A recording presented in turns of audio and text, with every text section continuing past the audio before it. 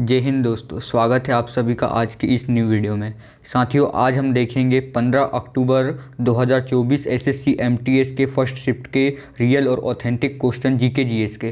तो चलिए साथी, आज की इस वीडियो को स्टार्ट करते हैं। साथियों, आज का पहला क्वेश्चन पूछा गया था कि तमिलनाडु में जनवरी के महीने में कौन सा त्यौहार मनाया जाता है। तो साथियों, इसका राइट आंसर हो जाएगा जनवरी के महीने में पोंगल त्यौहार मनाया जाता है। और पोंगल के अतिरिक्त थिरुवायूर उत्सव भी मनाए जाते हैं। नेक्स्ट क्वेश्चन पूछा गया था कि चिट्टी बाबू किस वाद्य यंत्र से रिलेटेड है। तो स्टूडेंट, इसका राइट आंसर हो जाएगा वीणा से। चिट्टी बाबू भारत के एक शास्त्रीय संगीतकार थे और यकीनन दक्षिण भारत की कर्नाटक संगीत शैली के सबसे महान वीणा कलाकारों में से एक थे, जो अपने जीवन काल में ही एक किंवदंती बन गए थे। साथियों, अन्य गिटार कलाकार की बात करें तो बेजू धर्मजन हो जाएगा, अमित दास हो जाएगा, सुष्मिता सेन हो जाएगी। साथियों, नेक्स्ट क्वेश्चन पूछा गया था कि पौधों द्वारा ग्रहण की जाने वाली सूर्य ऊर्जा की मात्रा कितनी होती है। तो स्टूडेंट, इसका राइट आंसर हो जाएगा 1 से 3% होती है। प्रकाश संश्लेषण के दौरान पौधे अपनी पत्तियों द्वारा प्रकाश ऊर्जा को ग्रहण करते हैं, जहां सूर्य की ऊर्जा का उपयोग जल, कार्बन डाइऑक्साइड को ग्लूकोज नामक शर्करा में बदलने के लिए किया जाता है। प्रकाश संश्लेषण एक ऐसी प्रक्रिया है जिसके द्वारा पेड़ पौधे अपना भोजन बनाते हैं और सूर्य की प्रकाश ऊर्जा को रासायनिक ऊर्जा में परिवर्तित किया जाता है। सौर ऊर्जा की मात्रा का केवल 1 से 3% ही पौधों द्वारा ग्रहण किया जाता है, बाकी पत्तियों और अन्य सतह के द्वारा परिवर्तित कर दिया जाता है। साथियों, नेक्स्ट क्वेश्चन पूछा गया था कि संभाजी महाराज की बुक बताना था, कौन सी है।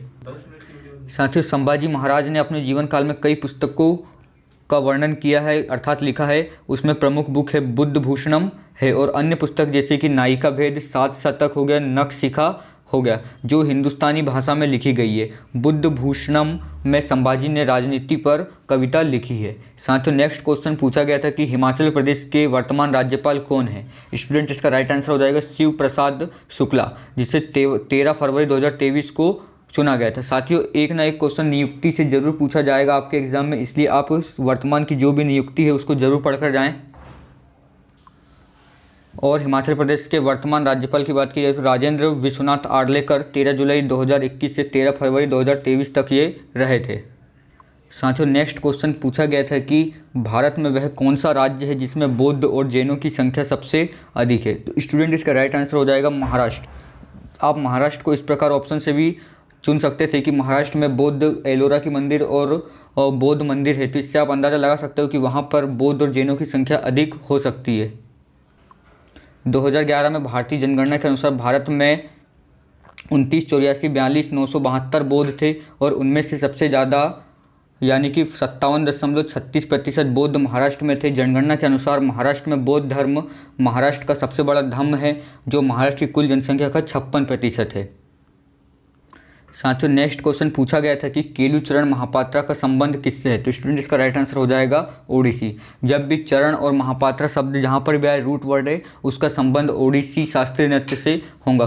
केलुचरण महापात्रा एक प्रसिद्ध शास्त्रीय नर्तक, गुरु और ओडिशा नृत्य के प्रतिपादक है, जिन्हें 20वीं शताब्दी में इस शास्त्रीय नृत्य में शैली के पुनरुद्धार और लोकप्रिय बनाने का श्रेय दिया जाता है। वह ओडिशा से पद्म विभूषण पाने वाले पहले व्यक्ति थे। साथियों, नेक्स्ट क्वेश्चन पूछा गया था कि चालुक्य वंश का अंतिम शासक कौन था। तो चालुक्य वंश के अंतिम शासक कृतिवर्मन थे, जिन्हें दंतीदुर्ग ने पराजित कर राष्ट्रकूट वंश की स्थापना की थी।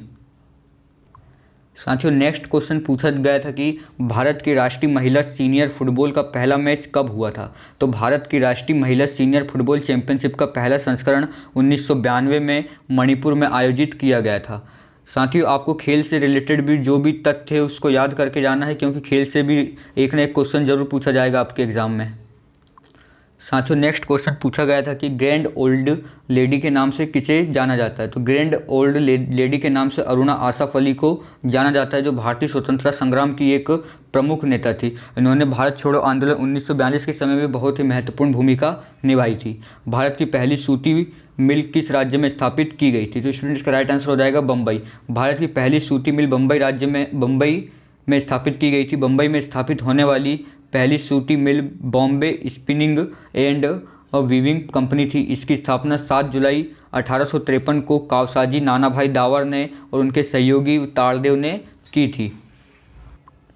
साथियों नेक्स्ट क्वेश्चन पूछा गया था कि किस अनुच्छेद में राज्यपाल को सहायता और सलाह देने के लिए मंत्रिपरिषद के प्रावधान प्रदान किए गए हैं।